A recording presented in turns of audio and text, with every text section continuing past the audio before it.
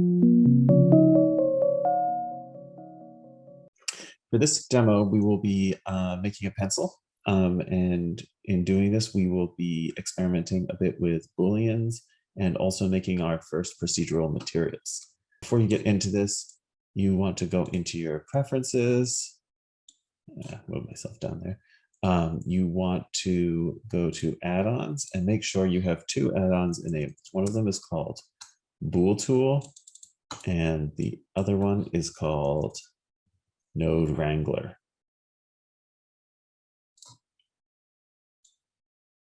Okay, so once you have those enabled, we can get to work. So the first thing we're going to do is we're going to experiment a little bit with Booleans. Here we're just going to create two shapes so we can just kind of demonstrate the basics of Booleans. So here we have this ball with a donut going around it. We have a icosphere and a torus. So if I take this torus and move it, I'm just going to move it along the y-axis by using G for grab and then clicking the Y key to move it on the y-axis. And now we've kind of made something that looks like a primitive kettlebell. So if we want to, for a structure like this, the ideal thing would probably just be to parent one object to the other, but right now we want to just demonstrate Booleans. So if we want to connect these together, we'll do that first. We click on the ball here and we go to the modifiers, the icosphere I mean by ball, and we're going to add a Boolean modifier. And if we want to add material, the method we use for that is a union. So essentially the three types of Booleans are intersect, union, and difference. So now we have our union, but nothing to unite with yet. So we take this little eyedrop tool and we can click on the torus object, and now they're unified. So the only thing that we've really noticed that has changed is our selection line highlighting now covers both objects, but in one color to show that it's one object. And also we can see this kind of weird shimmer where we have two overlapping things. So if I hide the torus, we can see it still appears to be there. Now let's look at some more interesting types of Booleans. So here we have a difference, which can be really useful. So this is like a subtraction. So now we've created a tunnel through this. This would be a nice bead or something. And here we have intersect, where we can see this just shows us the part of the torus that intersects with the sphere. Now, an interesting thing is, even though this torus is hidden, I can, oh, no, I can't. If I move, so even though the torus is hidden, it's still affecting this. So if I move the icosphere, it's going to have this really weird effect where things seem to be kind of appearing and disappearing. And that's because that place where the intersection happens is changing. And the same goes with any mode. So if I have this set to difference and I think, oh, I want that hole going through the sphere to be deeper into it, I can move the sphere and that hole will stay in the same place. So that is one way to do it. And sometimes this can be really handy. Like for instance, if we really wanted to have these two pieces, we want to make sure that this one fits in here, we can create this Boolean. And I'm just going to show you quickly. When I press tab to go into edit mode, you can see that our mesh is pretty much unchanged. We only see the effect of the Boolean difference when we're in object mode. But if I go and apply this modifier, like so, now if I go into edit mode, I can see that we've actually modified the geometry.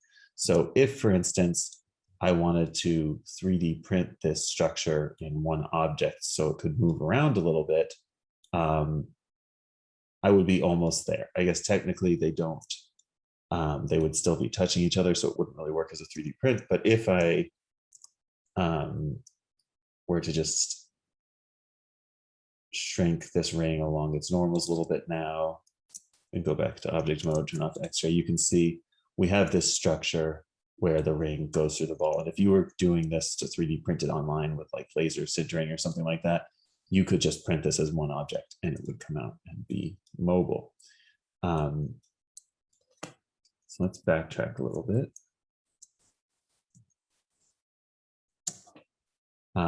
If you decide you don't want a Boolean anymore and you haven't applied it yet, you can just delete it like any other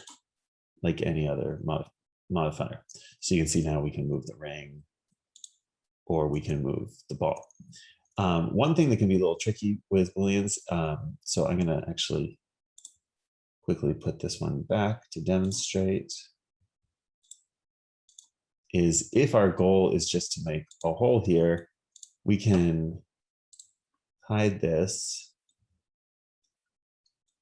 but to move it, we have to unhide it, move it to another location, and then hide it again to see the effect. So that can be a little clunky. A solution to that would be to hide this, but also show a bounding box around it. And we can actually do that automatically using the Bool Tool. So the Bool Tool is an add-on that just allows you to make Boolean modifications more easily.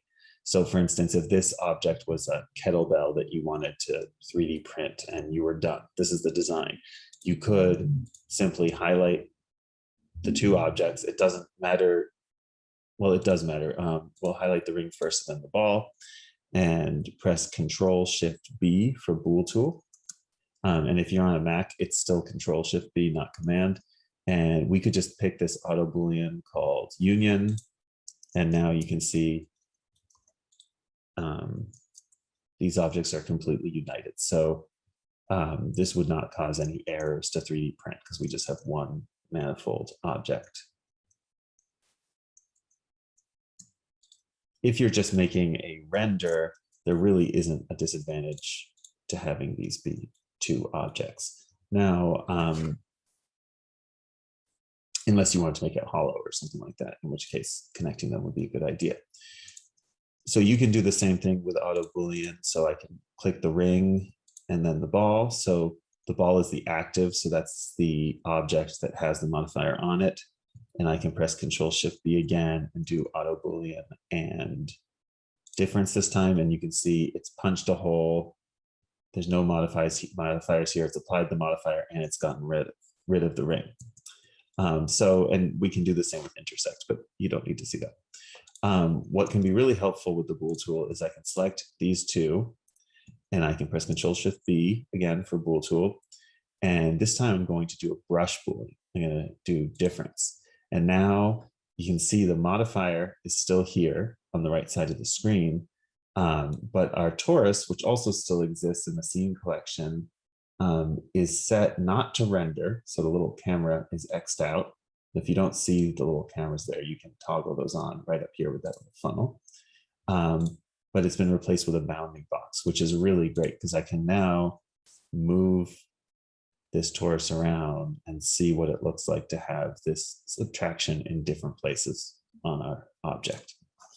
So working on our pencil, we're going to use the Bool Tool for some things, and we're going to just use the modifier for others. Okay, so let's begin this pencil. So the first thing we will do is we will create a cylinder. And just a reminder, when you create new objects, this little menu down in the left corner, to customize them, it's kind of a one-shot deal. You've got to make these customizations now. So we're going to set this to 6 because pencils have a hexagonal structure to them. By the way, we're not going to bother with erasers. We're just doing like one of those little dinky library pencils. Okay, so here we have our hexagon, and now we can simply elongate it. So I'm going to hit S for scale. I'm going to hit Z to just scale it along the Z axis. And I think that length looks pretty good. I do want it to be a little skinnier, so I'll press S again. And this time I'm going to press Shift and Z to scale on everything but the z-axis. So this looks pretty good. So I'm just going to press Control A or Command A on a Mac and apply all transforms so that my scale just says 1, 1, 1. Because when we mess with materials later, we don't want to have any unexpected distortions. So now that we've created this, when we make a pencil, we've got both the painted part on the outside and we have the core. So one way you could achieve this is you could just color the outside yellow with a yellow material and have the ends look like wood. But I actually want the material on this pencil, the paint, to have some thickness to it. So we are going to press Shift D to duplicate our hexagonal prism. And then I'm going to right click to just drop it right back in the middle. I'll press Option Z or Alt Z for X-ray view. And now before I go any further, I'm going to name these things because your scene collection can get really confusing really quickly. So I'm going to call the top one paint. And well, what was the top one? Wood. So now we have two cylinders, paint and wood. So wood is a little skinnier than the paint cylinder. So we're going to go ahead and press S for scale and Shift Z. And we can see what we're doing. And we're just going to scale this a little bit. You can see if we look closely here. So that we just have this, we're going to go, this isn't a photorealistic pencil. We'll give it a generously thick coat of paint on it. So now what we want is we want the paint cylinder or prism, whatever you want to call it. We want the paint form to be hollow so that the wood form fits snugly inside that. So for this, we don't really want to use either of the Bool Tool functions. Instead, we just want to use a normal Boolean. So I'll click on the paint and I'll go to add modifier and I will add a Boolean and it comes out as difference, which is right. And notice before I do anything else, this kind of weird shimmer at the top where we have two overlapping faces. I'll now click on the object picker. And because I can see here that it actually says wood, but if I'm unsure of it, I can also select it right here in the scene collection. And now you can see that shimmer has disappeared. And if we hide the wood, we can see that it just goes perfectly right through, which is exactly what we want. So now that I've done that, I'm not going to make any adjustments to this modifier. So I'm going to go ahead and apply it. So I'll select the paint one to make sure I have that right, and I'll apply that modifier. So now we just have a small hex prism going right through a snugly fitted hollow hex prism. But we need another material here. We need the core of the pencil. So to do that, I'm going to press Shift A, and I'm going to add a cylinder again. And this time we want to give it a more actual cylindrical look. So we'll crank the sides up to something high. We don't need to go that high because it's going to be pretty small, but I'm going to go with 32, which I believe is like, I believe that's the standard number we start at. Or maybe, yeah, I'll just go with that. So having said that, I'll now scroll out and I'm going to take this cylinder and I'm going to just size it really small. And now I'm going to press S for size again and Z for the Z axis. And now I'm just going to keep going until it comes out the top. Now, if you have trouble getting the mouse to do this, another thing you can do is you can just use numbers. So I can do S, Z, you can see that axis showing. And now I'm going to type 60, which was just a guess. It's a little too much, but that's okay. So now we've got our graphite for our pencil. And I can see it's a little too thick. So I'll press S again and kind of size it down.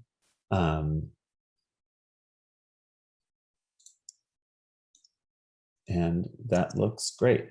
So now we're going to use a combination of Booleans. The first thing we're going to do is we're going to add a Boolean to the graphite. But before we do that, let's name it. We'll call it the lead of the pencil. Even though it's made of graphite, they still call them the lead of the pencil. So now that we have that selected, we will add a Boolean modifier here. So this time we want to keep the material everywhere except where it doesn't intersect. So we want to cut off the ends. So we're going to use an intersect Boolean, and then we're going to select the wood again as our Boolean object. And we can see the top and the bottom of the pencil has disappeared right into the wood. And again, we don't need to work non-destructively here. You can see that shimmer. We can apply this Boolean too. And the shimmer hasn't gone away because the core of the pencil is still solid. So, this exercise is just Booleans, Booleans, Booleans. So now we're going to select the core, the wood, and we're going to add a Boolean modifier to that. And for this one, we're going to use difference because we want to essentially drill a hole where the lead goes through the pencil. And we'll take the object picker and click on the lead. And we can see if we hide the lead, the hole goes right through now. And again, we're going to just go ahead and apply it because we're not going to change these. So here, I'm just going to move these out. We've got the lead, we've got the wood, we've got the paint. So there's still more Boolean games ahead. We haven't even used the Bool Tool yet, but now we're going to take a break from Booleans and we're going to set up the textures for this pencil. So to do that, I'm going to throw some extra objects on the screen as kind of dummy objects to look at our textures. You can do this or you can work directly on the pencil's materials. That's your choice. So I'll hit Shift A to add, sorry, and I'm going to add a cylinder. Make it 6-sided. I'll move this here, and then I'm going to duplicate it. So I'll put another one right next to it. And now I'll add one more shape, and this time I'll add a sphere. And these are really just going to be for demoing materials. We're not going to actually use these for our final render. The sphere, I want it to be smooth because the pencil lead is also going to be smooth. So I am going to just right click on it and choose that option, Shade Smooth. And before I forget, I'll also click on the lead of the pencil and set it to Shade Smooth. And you can see the top looks totally weird. And that's because we need to set auto smooth on it because it's trying to smooth the flat side as well. So to do that, we can go to this tab called Object Data Properties. And then there's this little menu, Normals, and Auto Smooth is right there. You can always add that. You can right click on it and add it to your quick shortcut, quick favorites. Here it says remove because I've already added it. So just in the middle of the screen, I can press Q for quick favorites. And these are just things that I use all the time. So I can just click auto smooth there. And you can see it also checked it in the menu.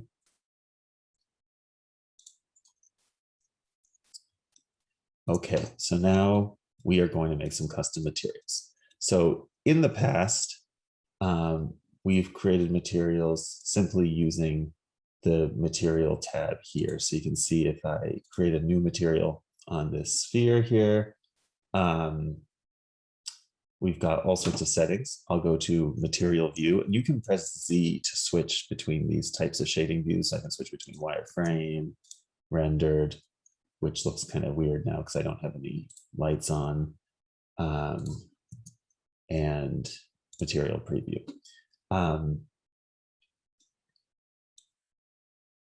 So you can see here, we can change the color, we can change the metallic quality of it, etc. But we're actually going to delete this material because we're going to make our materials not in this workspace, the layout workspace, but rather we're going to go into the shading workspace, which is also called the material shading workspace. And that's because we're going to make some procedural materials for this pencil. So what is a procedural material? Sometimes if you want to make something like look like wood, you could actually use data derived from a photograph of wood to create a material on it. Photograph of plastic, photograph of bricks, whatever, you can take a photograph and wrap it around an object. But and from that photograph, you can also derive bump maps and normal maps, where it's glossy, where it's not. You can do sophisticated things with it. A procedural material simply means that it's completely computer generated. It's not derived from any sort of photographic source material. So the first material we'll create is just the paint for the pencil. So you can see here, this is the same symbol as the material tab over here. So we're just going to create a new material right here. And we can see, if we have the material tab open, that so far we have most of the same functions. We've got this principled BSDF, which is kind of the standard versatile material. We've got the material name right here and the material name right here too. So this is going to be our paint. So I'm going to name the material paint right now so we can see that. So we can start just by using this setting here. And I'm just going to kind of grab a pencil-y yellow color. We could use photo references, but again, I'm not going for perfect realism. So notice here we have, this is a node. So we've got all these settings in here. They're all in one node. In earlier versions of Blender, you'd have to use different nodes for all these different settings. So it's nice to have this stuff unified at least. And then we have material output right next to it. So with nodes, you can navigate similarly to how you navigate in 3D space. If you push the middle mouse key, you can move around the space. And if you select a given node and press G, you can drag it around the scene. I don't know why that one flew off. Maybe I have some snapping or something. So you can see here that this node is, these two nodes are connected. So here in the material output, we have surface, volume, and displacement. Volume is what you would use to create something like a cloud of gas or something like that. We're not going to mess with that at all today. Displacement is if you have a special kind of bump map that actually distorts the shape of your model. That also we're not going to use today. And then surface is just the surface treatment for the model. So you can see if I disconnect this line by clicking and removing it, our cylinder is like just totally black. It doesn't reflect any light at all anymore. If you're curious what this little ball is here, when you're in material view, to kind of give you a generic lighting setup, we're actually, our scene is illuminated by this HDRI, which is like a fisheye photograph of this scene. So if you're making things shiny, you can see the trees reflecting it, etc. So now we can reconnect this to surface. If we were to add a different node, and you add nodes the same way you add geometry, you press Shift A, and we've got all these different categories for nodes. I mostly just search for the nodes I'm looking for. So you don't need to follow this part. I'm going to add a glass BSDF node, and I'm going to drag it all the way and replace it. So now we've disconnected this one, and now we can see that this material is made of glass. So we'll get rid of that, put this back together. We don't need this glass node. I'll press X to delete it, just like I would an object in the 3D space. And now we're going to modify this texture a little bit. So the yellow looks pretty good, and we can already do some interesting things to mess with it. Like we can turn down, or I keep saying mess with it, to optimize it. We can turn down roughness to make it shinier. And now you can kind of see the reflection of that HDRI on it. But it still just kind of looks artificial to me. No paint on a pencil is uniformly shiny. So I'm going to just take the roughness and set it right back to the middle-ish. And we're going to add another node. So we want to give this a irregular surface. We can do more to this, but we're going to keep these materials relatively simple. So I'll press Shift A, and I'm going to search, and we're going to introduce a new node. This one is called Voronoi, or Voroni. I'm not sure how it's pronounced. I'll call it Voronoi. So here we have a Voronoi texture. And so far, this node is here, but nothing has happened because it's not connected to anything. So if we connect it directly to the surface, we can see that now we have this funky, colorful pattern on here. And we also, you can see, have no evidence of gloss or roughness or shininess on this anymore, because it's just this pattern projected right on it. It doesn't really have any effect with the lighting around it. So we'll drop that off. We'll reconnect these. But this time we'll take the color and we'll connect it right to the base color, just as an experiment. And now you can see we've created a similar effect. At a glance, it looks the same, but if we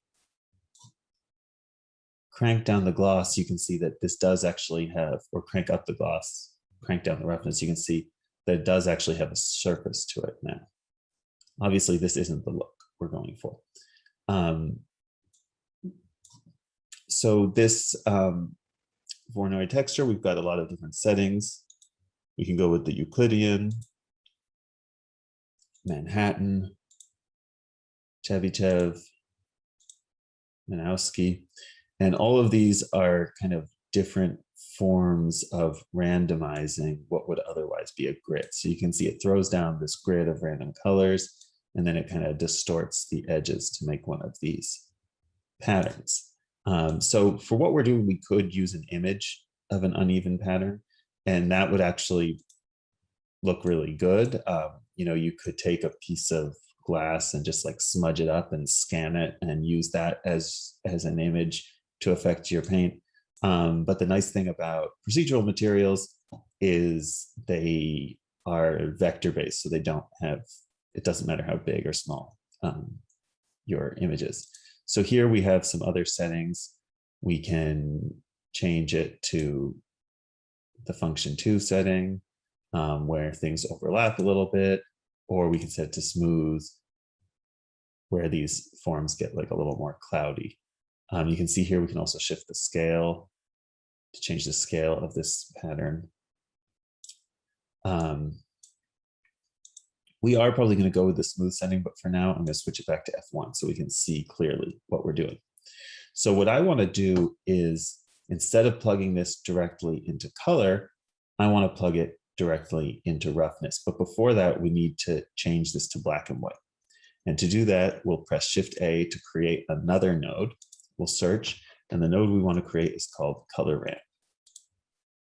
And we can just drop it. You can see when I hover over the line, it gets shiny. We can drop it on the line and it's automatically connected. And now you can see that our pattern is more of like a black and white pattern. And if we move this ramp back and forth, we can actually affect the contrast of this, kind of like levels in Photoshop.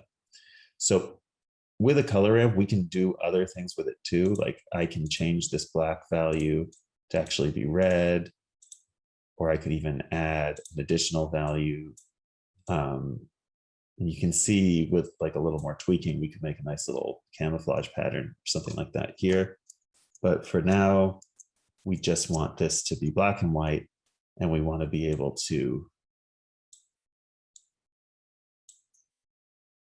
just bring in that black value a little bit to increase our contrast. So now I'm going to disconnect this from base color. And we have our original color we selected. And I'm going to look at this closely because I want to just show you again here with our roughness. If we go all the way down, our object is uniformly glossy. If we go all the way up, our object is uniformly flat. But if we take this color point from the color ramp and plug it into roughness, now we have variable shininess and flatness. You can kind of see it as I scroll around. So the white areas are going to be maximum roughness. So the white areas of the image will be completely flat, and the black images will be completely glossy. So this looks good, but maybe a little too sharp. So we'll switch this setting here that says F1 to smooth F1. And now we have this kind of uneven surface. It looks almost like it's just like a little weathered.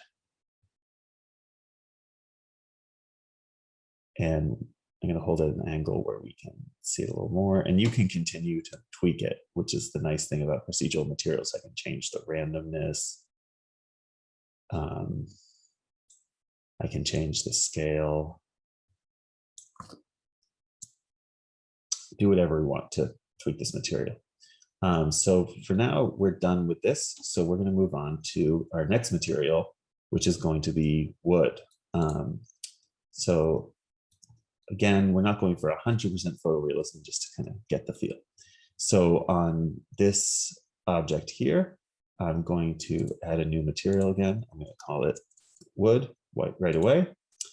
And we're not even going to mess with setting the color here, because we know right off the bat that wood is not just one color. So I'm going to add a noise texture this time. So I'll search for noise and choose this one, noise texture, as opposed to white noise. And we'll just drop it here. And we'll take the color and connect it to the base color. And look, it looks like wood. Of course, it still needs work. So now you can see this is a noise pattern. And by the way, to make the imperfections on the paint, you could experiment with using a noise pattern instead of a Voronoi pattern. I think that you could get a pretty good result with both. I just wanted to introduce a few more different nodes. So here we have the noise, and we can see it has all these great settings. We can change the scale. When the scale goes up, the noise actually becomes smaller, and when the scale goes down, the noise looks bigger. And you can kind of imagine that, like, this noise image, even though it's not really an image, like when the noise image gets bigger, it's like more of that image is getting wrapped around the object, so the pattern looks smaller. So it's kind of like when the checkerboard gets bigger, it doesn't mean the squares get bigger, it means there's more squares. I don't know if that explains it, but you can just see when the scale goes up, it gets grainier. So we also have a detail setting, a roughness setting, and a distortion setting, which is really cool. Got a really cool iridescent vibe going on here. So obviously these aren't the ideal colors for wood. So we're going to introduce another color ramp.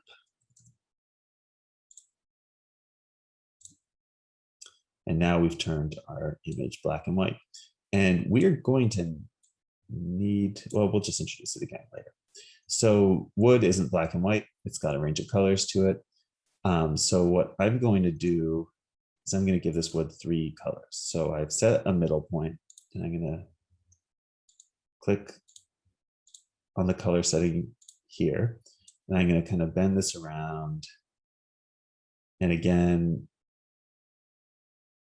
I'm just kind of going for something that feels right. Maybe a little less saturated. I'll go with that as my first color. So there we have our central wood color. I don't like it. 1 second, I gotta change it again. There we go, it was a little too yellow. So there we have our central wood color. And what I want is 3 different brightness values of this same color. So for the bright point, I'll click on it and I'll click the color. And I'm actually going to click this little selector point and grab the middle one. And I'm going to do the same thing for black. So I'll grab the color, hit the selector point, and grab the middle. So now it's kind of uniform. They're all the same, but I can tweak them all. Oh, it looks like I clicked on the gray background there by accident. There we go. So now I'll take the dark one, and just using this luminance slider, I'll make it darker. I'll take the light one using the luminance slider, I'll make it lighter. So we've got 3 different tones mixed together for our wood. Now we can start messing with these settings here, and you're going to see we're going to start to get kind of a wood-like look. We can experiment with the grain size, the detail, and really the roughness, I think, is what's going to start to sell it.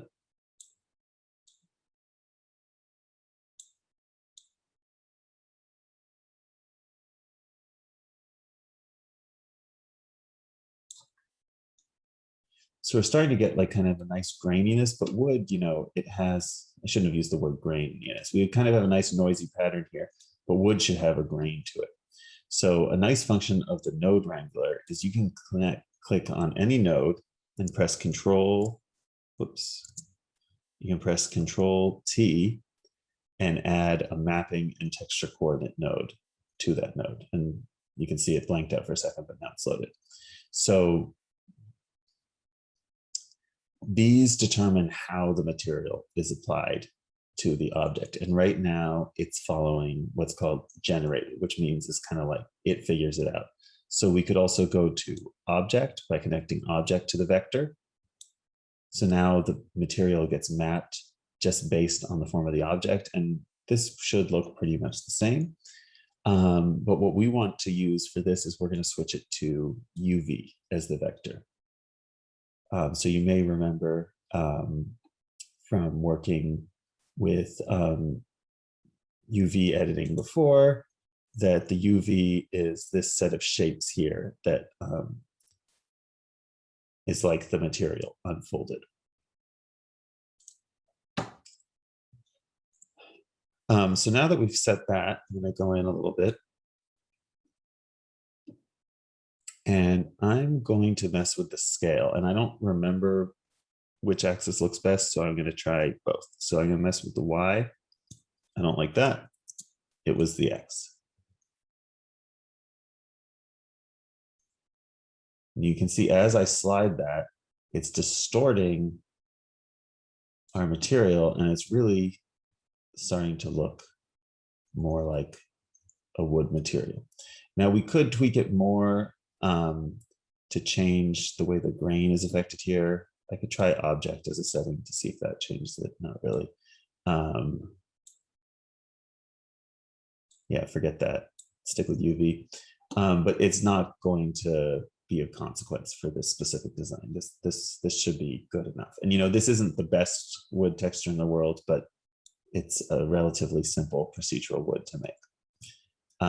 And it is nice that it's never going to get blurry no matter how much you zoom in on it, or pixely, I should say, because it's not photo based like one you might pull off like CG Bookcase or one of the free material sites.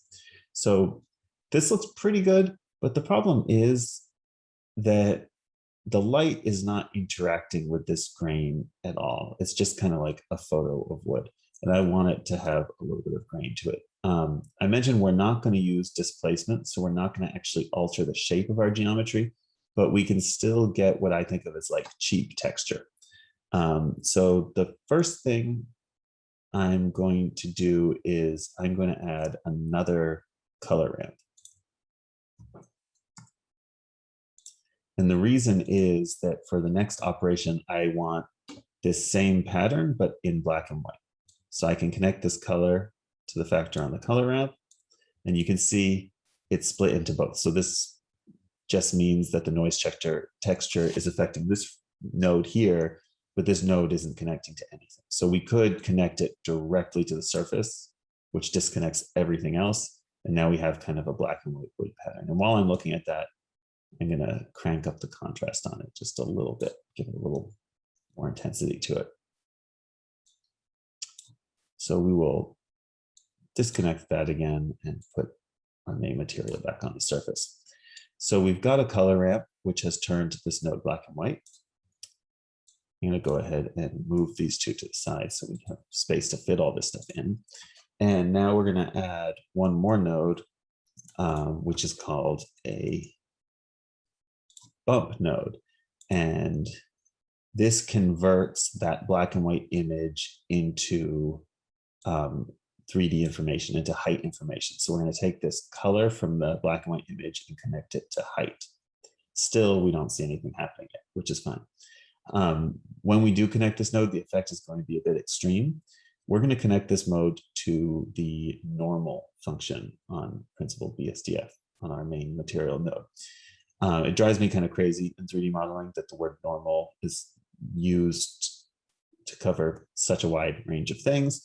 But in this case, normal doesn't refer to faces exactly. It refers to what's called a normal map. A normal map is kind of like a texture, except it doesn't displace the mesh. So the effect is light will rake across the texture like it's three-dimensional, but it won't change the actual silhouette of your object. So it's kind of like an inexpensive texture. And I mean inexpensive, meaning it doesn't use much processor power. So I'll take this and I'll drag it over to the normal. And loads for a second.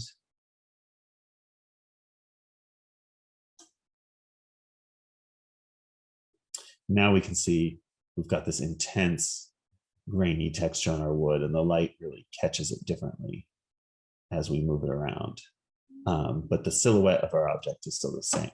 If we wanted to create a texture that actually morphs the surface of our object so that you could see it looking across it on an angle, we would want to actually put that bump into the displacement, but that's much more processor intensive, and we want to create a material right now that works the same in both EV and cycles. So I want to keep it simple in that respect. As simple, I know this doesn't look that simple, but it is pretty simple as procedural materials go. So this is way too extreme. So we can just go to the strength here and crank that down. And you can also really see how that light is affecting it differently now. The parts where the harder light is hitting it, you get much more texture as opposed to where you rotate it differently. I might even crank this down a little more. And by the way, when you're, you can take a screenshot of this and copy it, but really a lot of these number values I'm going with I'm really just eyeballing it right now. They're not exact. Okay, so we finished our wood, and now our last material is graphite. So we'll create a new material. We'll call it graphite. And for this material, we could even just do all our work on the right side because we're not going to add any nodes here. I'm going to take the base color, turn it dark.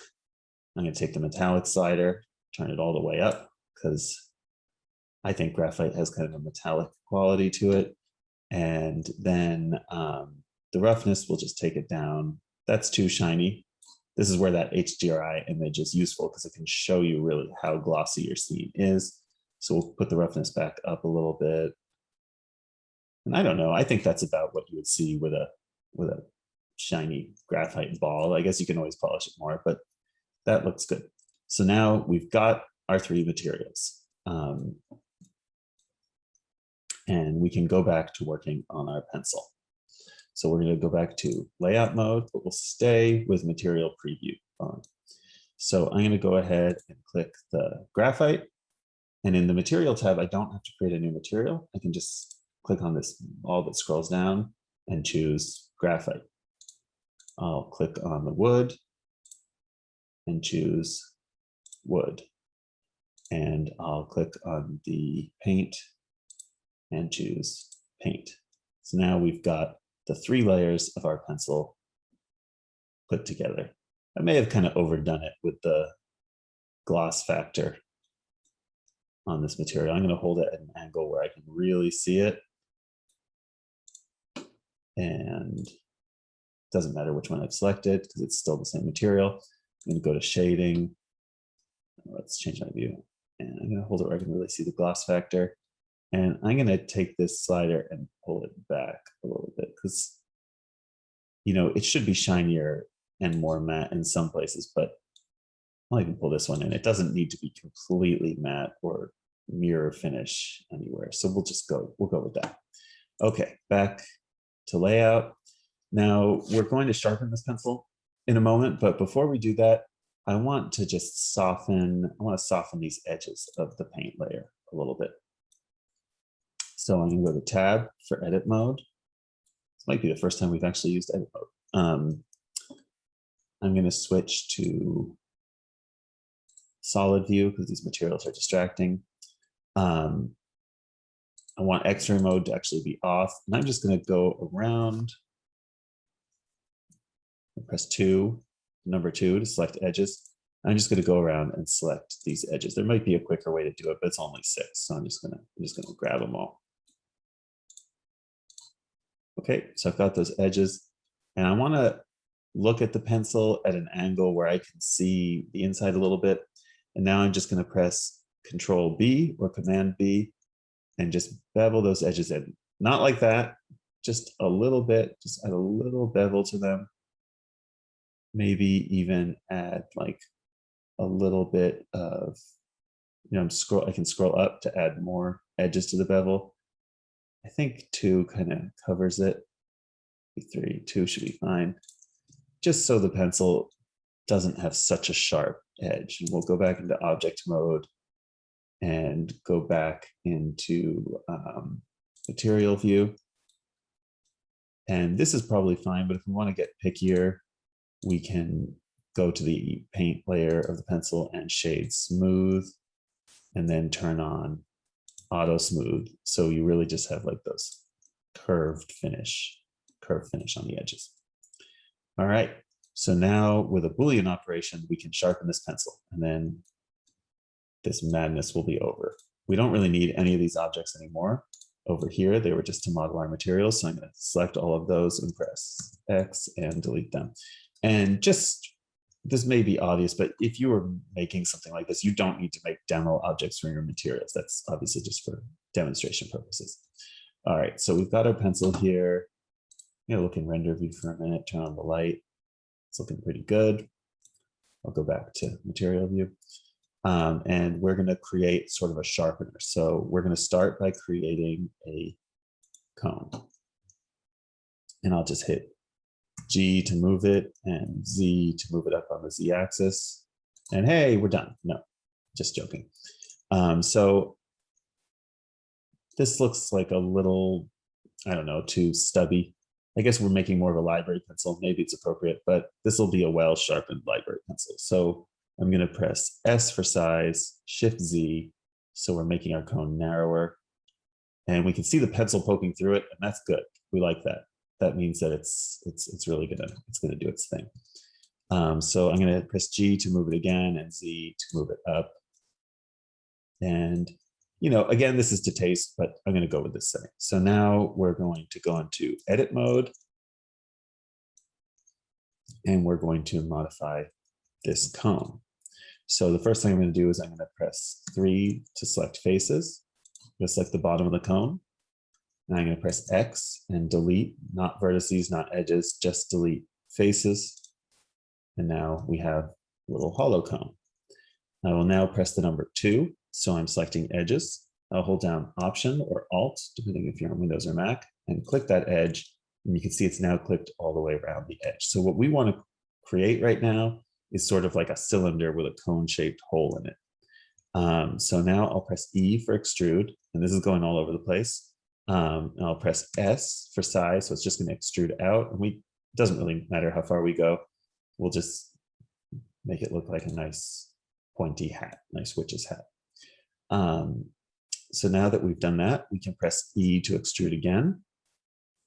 And we're keeping that loop selected, so we're just kind of working with it as we go.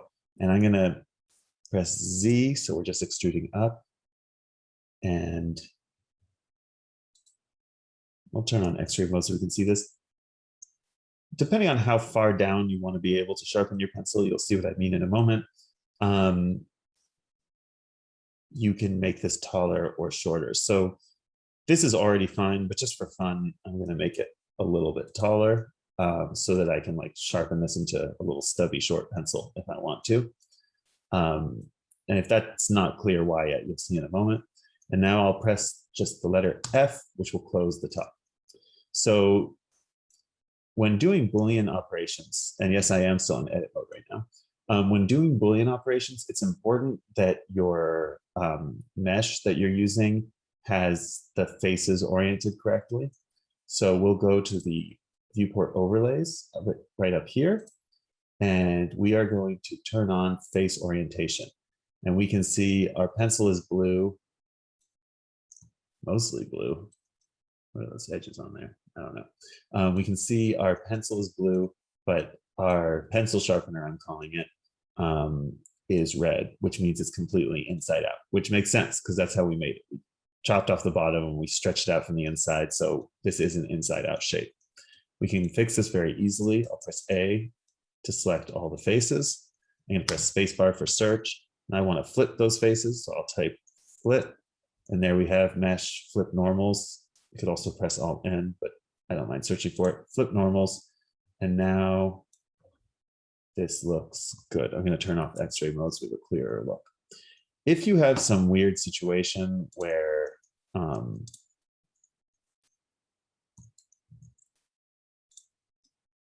like